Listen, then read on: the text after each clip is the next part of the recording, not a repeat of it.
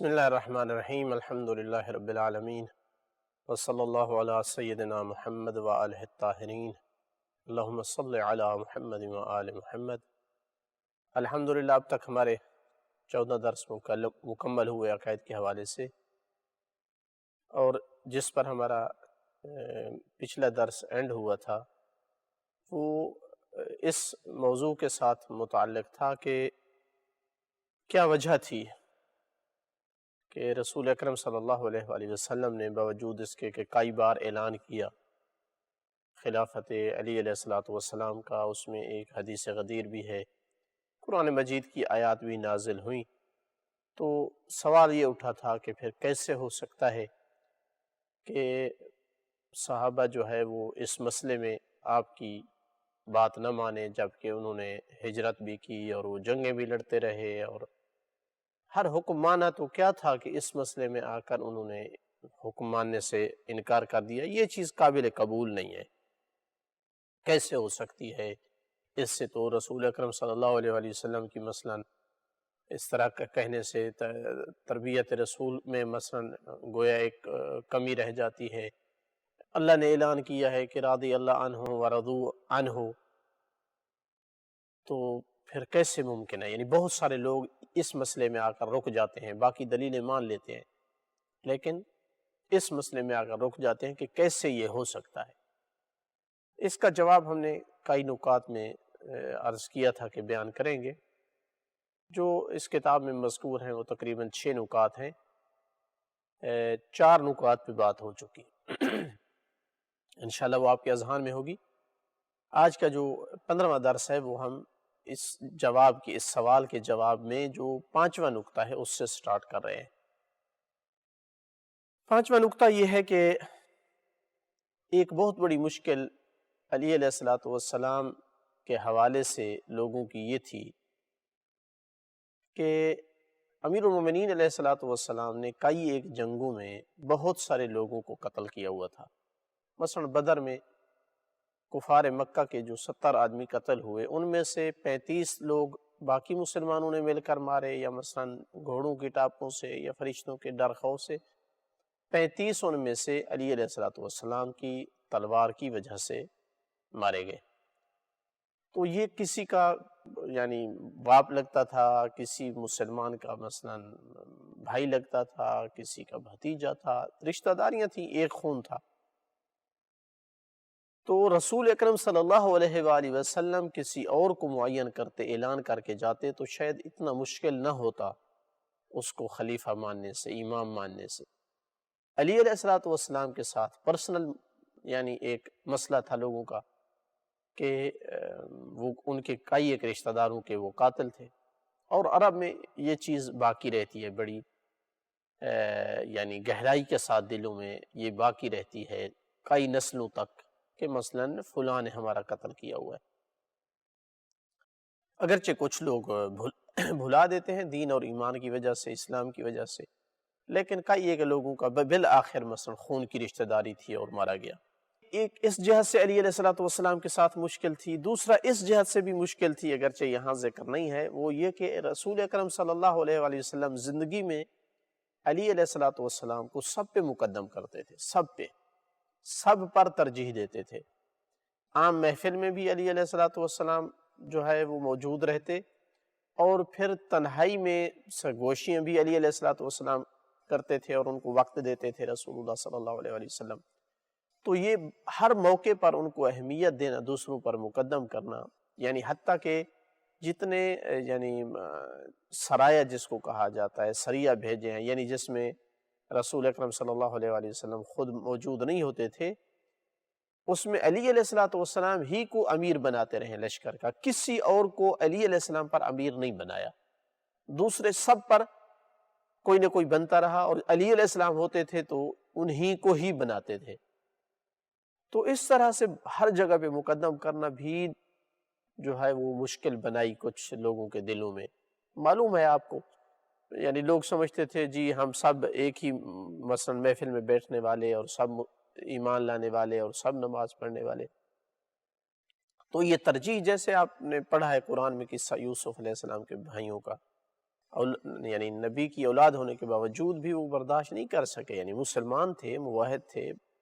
باپ کی نبوت پر ایمان رکھتے تھے، اللہ کو مانتے تھے، لیکن کیسے برداشت کریں کہ یوسف علیہ السلام کو مقدم کیا جائے، ان پر ترجیح دی جائے. اور انبیاء جو ہے ترجیح تقوی اور علم کی بنیاد پر دیتے ہیں. کسی کو اگر دیتے ہیں تو صرف رشتہ داری جو ہے وہ کام نہیں کرتی ہے. تو دوسری اس جانب سے مشکل تھی. تیسرا اس جانب سے بھی مشکل تھی کہ آپ جو ہے عدل و انصاف میں بہت زیادہ سخت تھے. یعنی مسلمان جانتے تھے کہ اگر حکومت ان کے ہاتھ میں آ گئی تو یہ کسی میں بھی فرق نہیں کریں گے. یعنی آقا و مولا اور غلام میں فرق نہیں کریں گے. اور اسی طرح کیا، جب چوتھی جگہ ان کو حکومت ملی تو اسی طرح کیا. تو ایک عربی جو ہے اپنے غلام کو، کالے غلام کو پکڑ کر آ کر دربار میں آ گیا مولا علی علیہ السلام کے،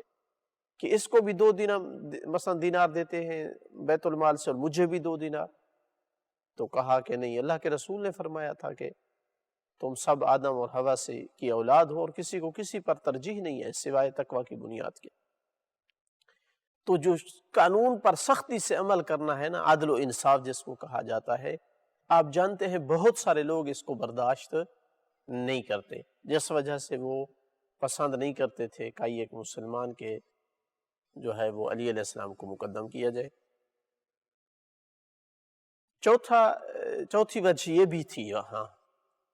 کہ عرب کی تاریخ اٹھا کر دیکھ لیں کہ ان کے ہاں کبھی حکومت نہیں بنی تھی. حکومت نہیں تھی وہاں. جو قبیلہ زیادہ طاقتور ہوتا تھا وہ راج کرتا تھا، دوسرے قبیلوں پہ حملے کرتا تھا اور ان کی غنیمت لوٹ لیتے تھے، اور مثلا کنیزیں بنا لیتے تھے خواتین کو. اور اس طرح سے کوئی کسی قبیلے کو اپنا سردار ماننے کے لیے، یعنی حکومت دینے کے لیے، حکومت بنتی اسی لیے نہیں تھی کہ کس کی حکومت ہو، کس قبیلے کا بندہ جو ہے حاکم بنے. تو تحالفات ہوتے تھے قبیلوں کے آپس میں، لیکن حکومت نہیں تھی. اسلام آنے کے بعد مجبوری بن گئی کہ رسول اکرم صلی اللہ علیہ وآلہ وسلم کو حاکم، سردار، سلطان ماننا پڑا. جو بھی مسلمان ہوتا گیا اس کی مجبوری تھی ماننا ہے لیڈر رسول اکرم صلی اللہ علیہ وسلم. کسی کی جرأت نہیں تھی کوئی کہے کہ آپ بنی ہاشم کے قبیلے سے ہیں تو کیسے ہم پہ حکومت کر رہے ہیں. لیکن بس اسی کو برداشت کیا، اور یہ بڑا مشکل تھا برداشت کرنا، اور ضروری تھا، یعنی اس کے علاوہ چارہ نہیں تھا. تو زبردستی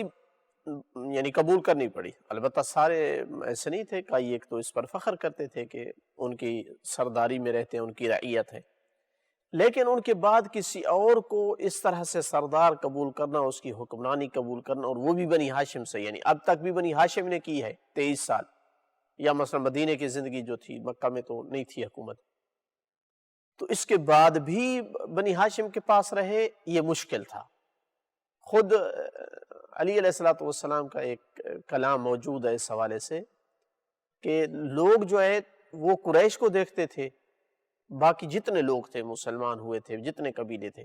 کہ قریش جو فیصلہ کر دیں خلافت کے حوالے سے. اور قریش نے یہ سوچا کہ بنی ہاشم جو ہے اپنے آپ کو زیادہ حقدار سمجھتے ہیں، اگر یہ خلافت اور امامت، یہ منصب ان کے پاس چلا گیا تو قیامت تک کے لیے پھر کسی اور کے پاس نہیں جائے گا.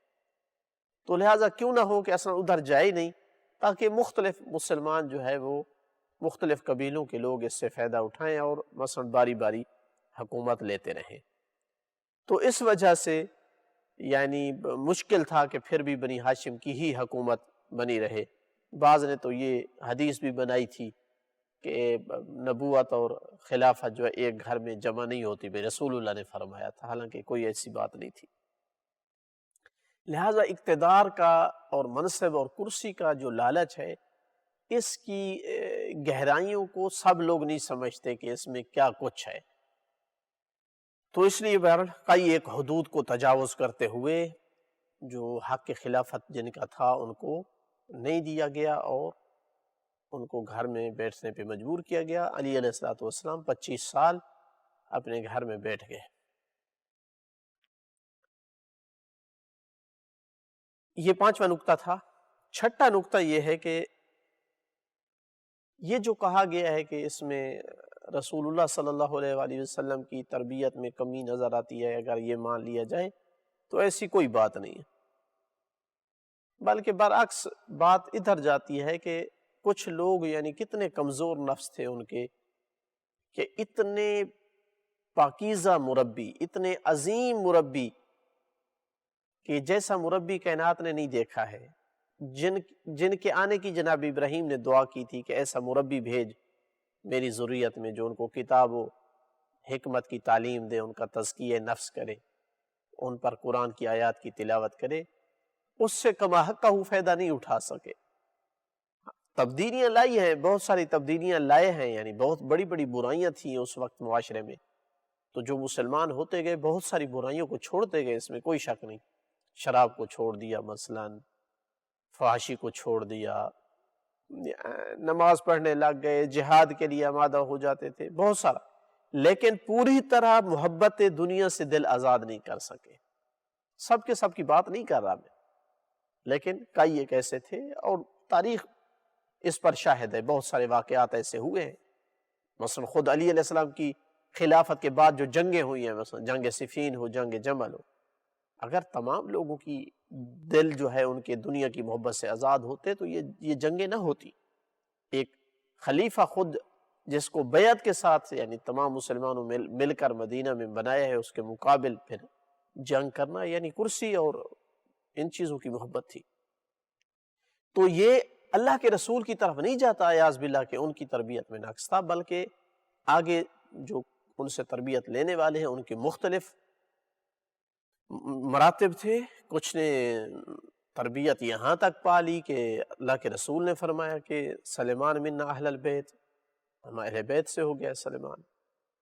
ابو ذر کے بارے میں سچی زبان سے فرما دیا کہ اس جیسا سچا آدمی زمین نے اپنے اوپر نہیں دیکھا ہے اور آسمان نے اپنے سائے کے نیچے مثلا نہیں دیکھا۔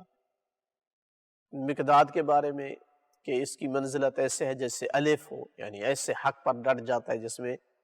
ذرا بھر جو ہے ادھر ادھر۔ تو ایسے بھی ہوئے، لیکن سب ایسے نہیں تھے، مراتب ہیں، یعنی کچھ نے کسی حد تک، کچھ نے کسی حد تک تربیت لی، تو نبی کا اس میں قصور نہیں بنتا ہے۔ جس طرح کہ موسیٰ علیہ السلام کا ہم نے واقعہ بیان کیا تھا، تو وہ بھی تو اولو العزم نبی نہیں تھے، کیا اعاذ باللہ ان کی تربیت میں کمی تھی کہ 40 دن بعد جب واپس آئے تو ان کی قوم کی اکثریت جو ہے وہ بچھڑے کی پوجا کر رہی تھی؟ تو کوئی نہیں کہے گا کہ اعاذ باللہ جناب موسیٰ علیہ السلام کی تربیت میں کرنے میں نقص تھا۔ نوح علیہ السلام کو دیکھ کے، گھر کا بچہ ہے، بیٹا ہے، نہیں آیا، بلاتے رہے، نہیں آیا ہے کشتی پر،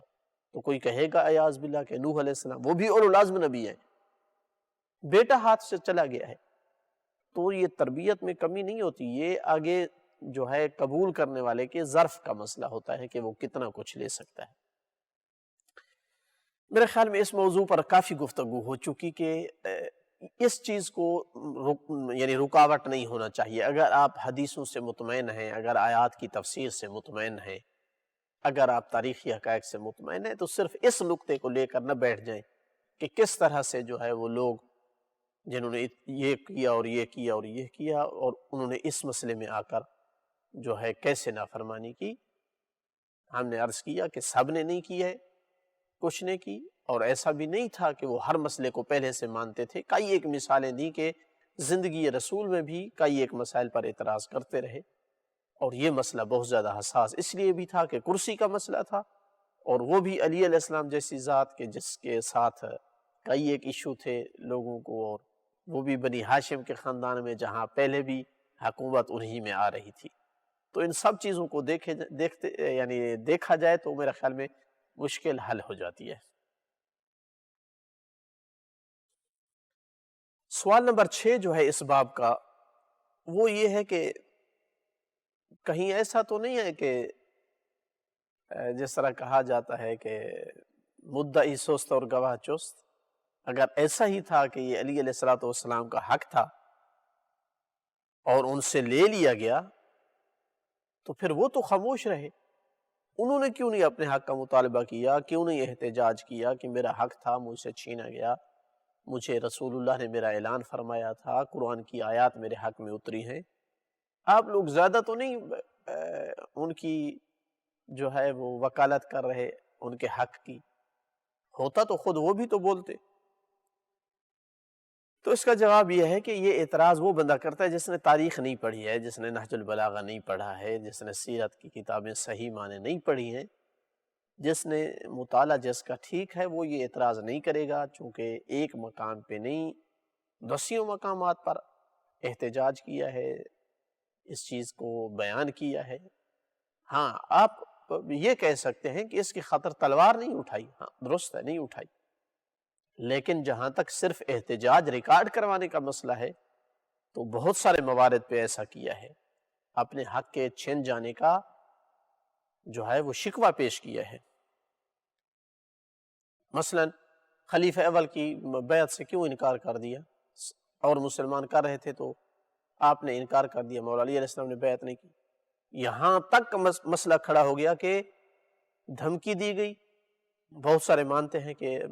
گھر جلانے کی دھمکی دی گئی آگ اور لکڑیاں لے کر کے، کچھ نے لکھا ہے اعتراف کیا ہے خود اہل سنت برادران علماء نے کہ حتیٰ آگ اور لکڑیاں لے کر کے بھی آئے ہیں، صرف دھمکی نہیں تھی۔ اور بعض ہماری کتابوں میں یہاں تک بھی ہے کہ دروازے کو آگ لگائی گئی، اور آپ کو مصادر میں ذکر ہوا ہے کہ گلے میں رسی ڈال کر کے لے کر کے گئے بیعت کے لیے۔ اور جناب سیدہ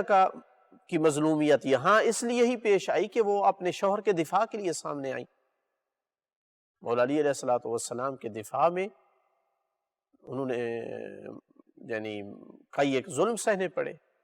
پہلو زخمی ہوا ان کا محسن شہید ہو گیا۔ یہ سارا کس لیے تھا؟ اگر علی علیہ السلام خاموشی سے بیعت کر لیتے تو کوئی مسئلہ نہ ہوتا۔ یہ سارا کچھ اس لیے ہوا کہ آپ بیعت نہیں کرنا چاہتے تھے، اور بیعت نہ کرنا یہ اسی لیے تھا کہ یہ حق میرا ہے، کون ہے جس کا یہ حق ہے اور میں جا کر اس کی بیعت کروں۔ اگر تفصیلات کے لیے دیکھنا چاہتے ہیں تو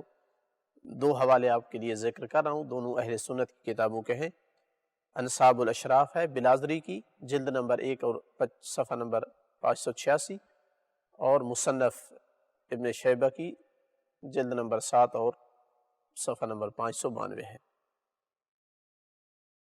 لیکن جنگ نہیں کی، آپ یہ درست ہے یہ کہہ سکتے ہیں، جنگ نہیں کی۔ اس کی وجہ یہی تھی کہ اگر جنگ کرتے تو ایک تو مسلمان نئے نئے اسلام میں داخل ہوئے تھے، ان کا خطرہ تھا کہ وہ مرتد ہو جاتے،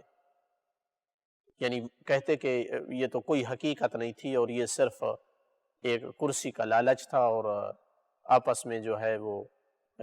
آپس میں یہ لڑ گئے کرسی کی خاطر، کوئی حقیقت نہیں تھی۔ یہ سارا اصلاً مذہب کا، وہ لوگ یہی سوچتے کہ مذہب کا ڈھونگ رچایا گیا تھا کرسی کے لیے، تو اس خاطر کے اسلام باقی رہے، لوگ مرتد نہ ہوں۔ اسی طرح لڑائی ہوتی تو خطرہ تھا روم اور فارس کی حکومتوں سے کہ وہ حملہ کر دے مثلا، تو اسلام خطرے میں تھا۔ اور دوسرا یہ بھی تھا کہ قلت ناصر اور مددگاروں کی انتہائی کمی تھی، تو اس لیے بھی، اور تیسرا وصیت رسول بھی تھی، کئی کتابوں میں ذکر ہے کہ صبر کرنا ہے۔ لیکن جہاں تک بات ہے کہ انہوں نے شکوہ کیا ہے اس کا اور اپنا احتجاج ریکارڈ کروایا ہے، تو بہت ساری کتابوں میں ہے، نہج البلاغہ میں بھی کئی ایک جگہ پر ہے، ان میں سے ایک خطبہ نمبر 3 میں آپ دیکھ سکتے ہیں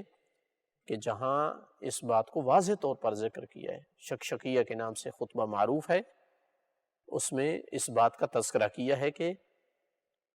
خلافت جو ہے جن لوگوں نے لی ہے وہ ان کا حق نہیں تھا۔